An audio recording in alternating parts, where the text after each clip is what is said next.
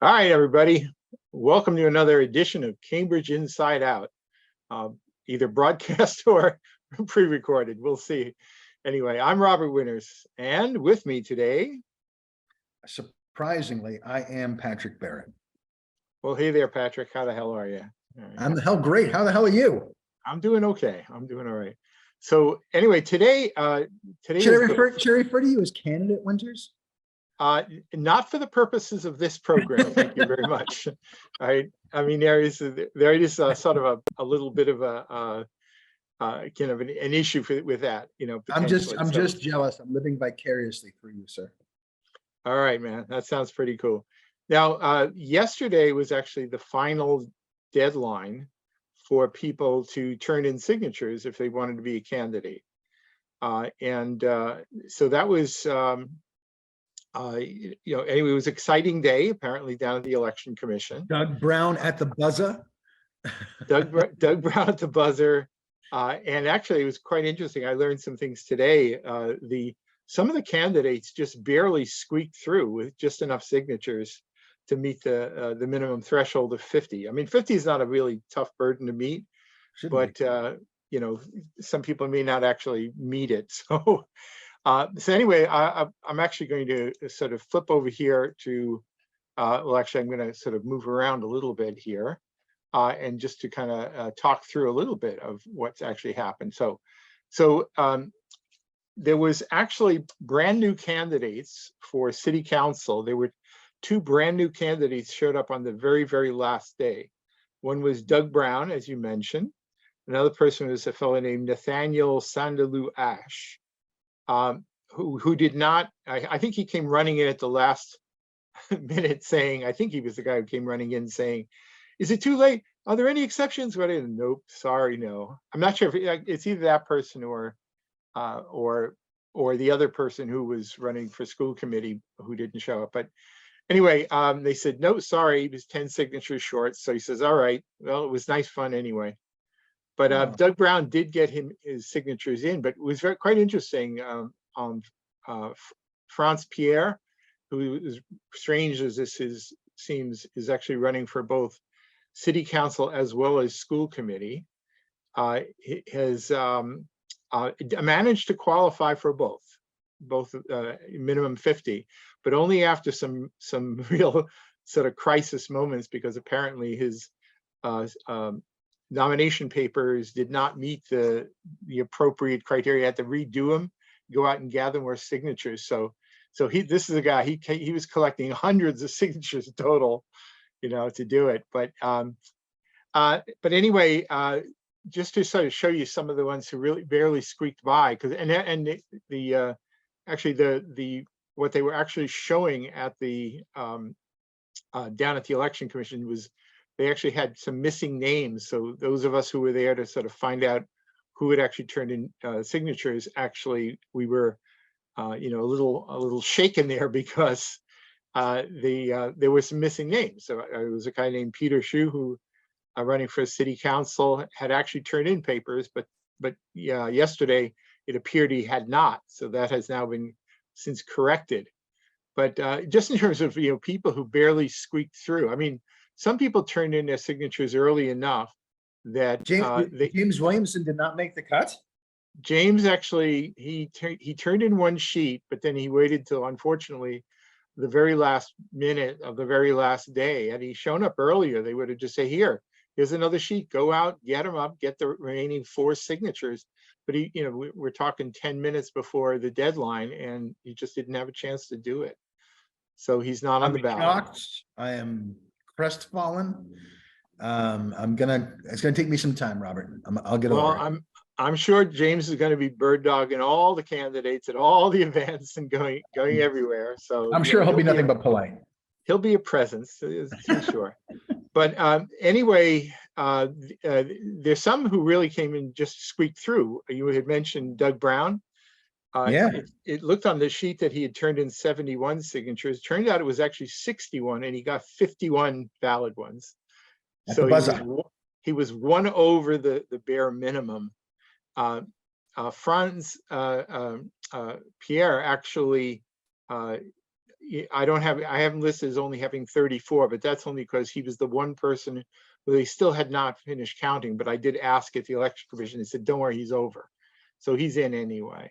Yeah. So really the only two people who did not meet the threshold were James Williamson because of that glitch, and the person who showed up on the very, very last day, Nathaniel Sandalou Ash, who did not turn in signatures at all, right? But as I say, Peter Shue got the bare minimum of exactly 50, just squeaked through, right? Doug Brown got 51 when 50 was necessary, so barely squeaked through. And that's on the city council side. I think also now on the school committee side, there's some like Franz Pierre managed to get exactly 50 on that one to squeak in to make it to the school committee ballot. We'll see. It's yet to see. We'll see whether he stays on both ballots or not. You have until middle of August to decide to back out of one or the other. But I don't know that there's a legal restriction preventing you from being on both. It's never actually happened before. But everybody else came through with just a little bit of a margin, or they showed up early enough so that it was a non-issue.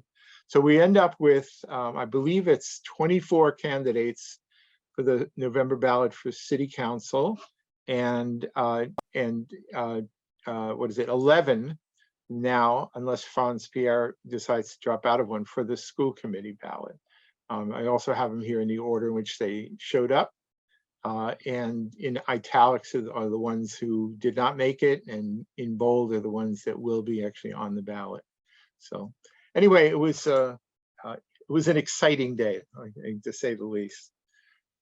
And Cambridge is full of wonder and excitement. I had an exciting day myself today, Robert. Oh, really? Oh, really? Do tell. Well, I found myself where I often do find myself, in the Sullivan Chamber, discussing with the City Council and Ordinance Committee the proposed gas ban pilot, which you may or may not know about because they haven't really told a lot of people about it. Tell me what's different about that than what? See, we did a Budo amendments was that ordained at the June 26th meeting? Sure was. Right. And we already have an amendment on the table for that too. Didn't take long. No, Mayor Zondervan decided that it wasn't dumb enough, that we needed to really spice it up with some stupidity. So he's added another amendment that violates state law, or preempts state law at least, that he tried to the sort of fastball today as well, which despite the city solicitor's recommendation not to pursue, the council said, you know what, we're better than the law. Let's just do it. And they did. So the nature of this last minute amendment, I mean, there was some controversy, where Denise Simmons's vote, some city councilors really in a horrible sort of way tried to prevent her from voting. Yeah, that was Dennis Perlon did that. Yeah. Well, there were actually several who were opposed to allowing the reconsideration. What I remember actually is Dennis didn't want to allow her to vote, when most of the councilors agreed that she should be allowed to cast her vote. And then when Dennis voted for something that he didn't understand, or he voted the wrong way, is what he did, Denise graciously allowed him, and she was the deciding vote to allow him to change his vote. So in terms of quality of one's character, 20 points to Denise, minus 50 points to Carla. Well, anyway, but they did pass it, and they did do the exemption that I believe you were at least somewhat pivotal in getting the word out to a lot of the residents of large residential buildings, condo buildings, so that there will be at least not subject to the earlier deadline for ripping out all the gas heating systems, et cetera, in their buildings. I try my hardest, Robert, just to let people know what's going on, because I think there's a real effort by the council, some councilors in particular, to not do that.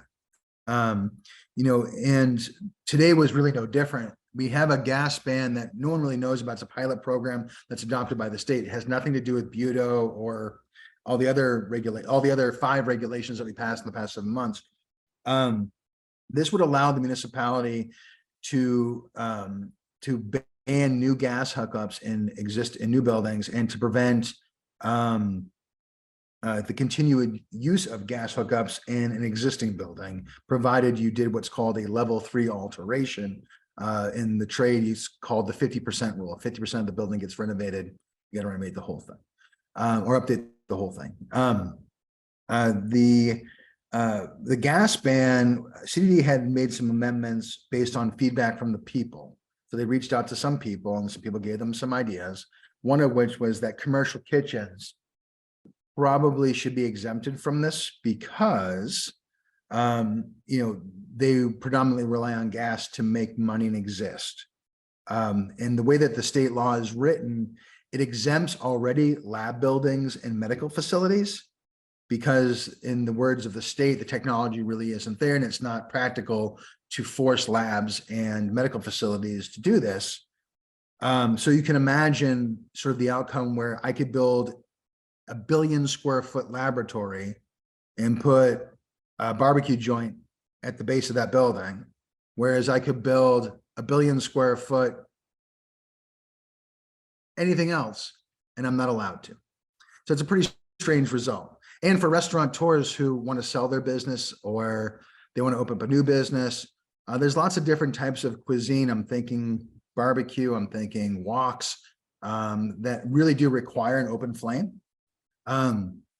Patty Nolan, Empress Patty Nolan, decided that she would push an amendment out of nowhere, talking to no one about it, to remove that carve out for restaurants and make them have to be all electric upon ordination, which will happen Monday. When it goes to the full ordination, not Monday, it'll be passed to a second reading on Monday, but for all intents and purposes, it'll be a done deal. Not only that, but in the way that she wrote it, she puts in some language that allows her restaurants to escape this fate if they can prove that their cuisine cannot be reasonably completed. Reasonably completed is the language, using electric equipment, which then Councilor Carlone chimed in and said, this is fantastic.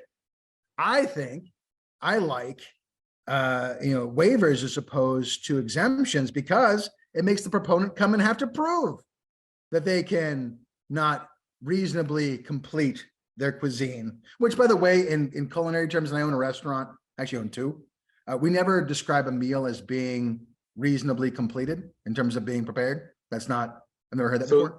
So let me ask the question, because who grants the waiver, and to whom must the restaurateur present themselves? Mayor Zondervan chimed in and said, I love this idea because I want to control everything. And I can imagine a review board. So now imagine that you're an Italian restaurant. You want to open up in Cambridge. You decide that you want to have an open flame for whatever reason, your food tastes better this way, blah, blah, blah. Now you go before the review board. Now you have to prove that your meals cannot be reasonably completed. Reasonably completed, Robert, come on. It's insane. On electrical equipment. The only way I can think you would do that is to prepare an actual tasting for this review board, and they would have to subjectively determine. But can you also imagine a universe where, say, like an Asian restaurant says we have to use a wok and therefore we're okay. Then an Ethiopian restaurant says they want an open flame, but then they say no. There's an equal protection implication. There's almost a cultural discrimination component to this. And then I want to open up Patrick's Barbecue. Well, you can't even cook barbecue without an open flame. So there you go. And this is what our counselors, Nolan, who is the architect of this nonsense, Carlone and Zondervan, they all feel really comfortable telling us that we have to prepare meals for them so we can prove our worthiness to use a gas hookup. Let that just sink in. I'm losing my mind about it. Just so you know, I'm not affected by this at all. I'm protected. I'm grandfathered. But imagine the gall of these people This is what they think we should be doing. Well, you know, Disgusting. I mean, it's just, I mean, here I am now. I'm wearing the hat of Mr. Cambridge Inside Out, not the hat of the candidate here. When I say this, is that there has been a problem for the last several city councils, but probably peaking around now, of a city council that actually doesn't care what you think. It really doesn't. That was explicitly stated today. CDD gave a whole slide of how much outreach they've done to get these recommendations put where they wanted to. And Councillor Nolan said, "To hell with that." And quite frankly, Mayor Siddiqui was on board too. It's pretty clear that she's going to sign on to this. I don't know about Burhan Azim. He seemed like he was maybe open to suggestion, or at least to reasonableness. But can you imagine the lawsuits that will ensue for something so stupid as this? That I want to open up my new restaurant. I had to prepare for some review. I guess the building inspector, I had to make a mistake on an induction stove or an open flame, and he somewhat subjectively will say, "Yeah, well, that's not reasonably completed on electrical equipment. You definitely can use gas." Or that, you know what? That's a reasonably completed steak. I think we'll just go with electric. But like, it's absurd. So from now on, if I go into a restaurant and I want to order a steak well done, I should not say well done. I should say, is it reasonably completed? Exactly. I mean, this is like the onion level of stupidity. No, I mean it's almost like science fiction. I mean, it's really reaching that point where where I had the best reasonably completed meal last night, Robert. You simply must go. Yeah, it's and I don't, it's funny for me. Is this based on some sort of sincere belief that they are doing God's work? Oh no, the best part, Robert, is Patty Nolan said, I'm sorry, Empress Nolan said in the meeting that this will have de minimis effect. Absolutely have de minimis effect, but everyone's got to do their part. And but except for labs and for medical facilities, obviously, but everyone has to do their part. And you kind of feel like, as a restaurateur and even as a business person, like, did she just say I'm cannon fodder and whether it's fine for me to die on the front lines of climate change, even though I'll have no effect whatsoever? This is reminiscent of one time when I may have told you this tale, I'm not sure, but I'll repeat it anyway. When I was subbing as the monitor at the Cambridge Recycling Center in the Public Works Yard, which I was known to do periodically, because I was so heavily invested in getting the recycling program going, right? And there was a woman who would show up, apparently, closing time was 4 p.m. on I guess it was on a weekend. And she would show up in a taxi at about 3:50 or so with like the most de minimis amount of potentially recyclable material. But because of this sense of urgency and righteousness, she felt she had to bring this down to the recycling center. Now, one time it was like she was bringing what was essentially cellophane wrappers. And I don't know how you kind of explain to people the concept of de minimis, when in fact they're willing to take an internal combustion engine and drive down from wherever to the Public Works Yard to recycle a candy wrapper. All right. And I think about this when what you're describing, when in fact they're going to give automatic waivers to some of the larger labs, which I'm not opposed to that. I mean, if they made a good case, they make a good case. But if you're going to allow, yeah, all right. So if you're going to be okay with the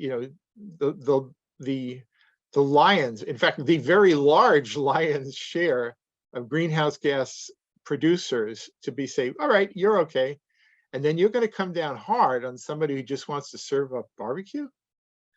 I mean, so that's a good definition of crazy. The issue is, Robert, they've already passed. They passed the Buto amendments. They passed the specialized stretch code. They passed climate resiliency regulations. They passed embodied carbon regulations, and they've already passed green roof regulations. If you add all those things up and you actually know what they do, we're done. We've already done it. All the things that need to be done to prepare for the 2050 future have been done. So this isn't really about accomplishing anything, is it? No. This is entirely about exerting control. What seems particularly mean about this one is that I wasn't happy about the gas ban at all, and I'm pretty vocal about that. I was at least reasonably appeased that CDD heard some of our problems and tried to create some language to address that. But Patty Empress Nolan, who spoke to no one about this amendment, knows how damaging this is going to be, or maybe she doesn't. Maybe she's not as smart as she thinks she is. Just throws it out there, and that there are at least 4 other counselors who are like flapping their flippers for it. I'm disgusted.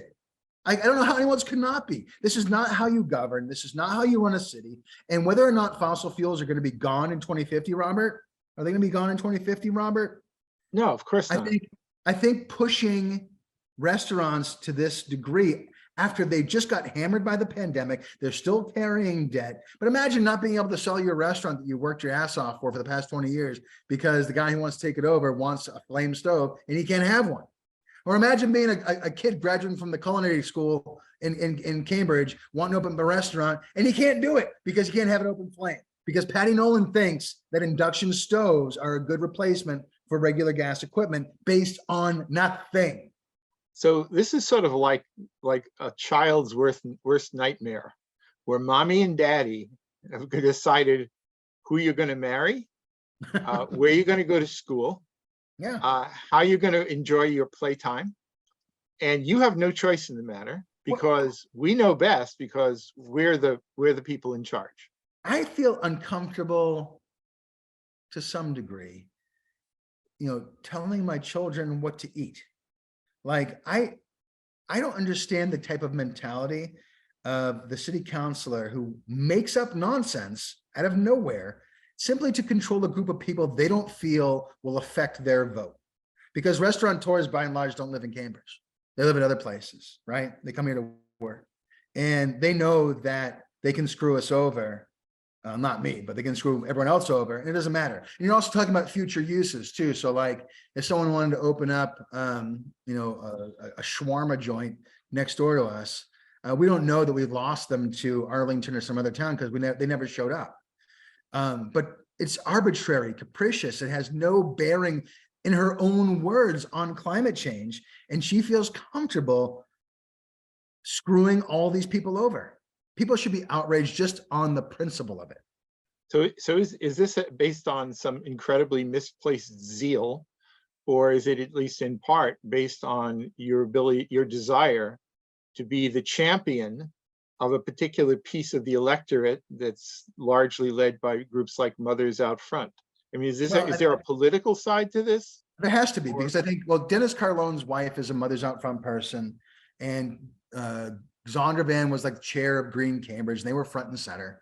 So like if I actually understand Carlone's position, if he doesn't vote for this stuff, he's not getting dinner. So like, I understand, or he's gonna have at least an awkward moment at home. But like for Patty, it's basically, she's decided a group that she can light on fire and they're consequenceless to appease a few more people who might vote for her because the bike people are upset with her or the housing people might be upset with her. Like she always tries to do this thing where she sort of double sides the argument, trying to confuse people to vote for her. I hope they're not confused here, because I am livid about this, as you can probably tell, but more so because in her own words, this isn't going to affect anything. And you're going to hurt so many people.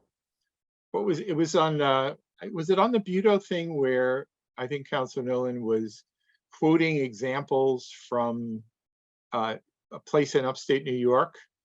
All right, like said, like, well, they were able to do this thing here, everything was. Oh, so she was talking about, oh crap, I forget the name of the town, but it was in upstate New York, and talking about how they were going to be net zero by 2030, and not revealing any of the facts of the fact that 80% of their electricity already came from hydroelectric, and that the program itself was voluntary, and that the city itself had partnered with a private group to raise 150 million in capital to help people retrofit. Huge omissions of fact.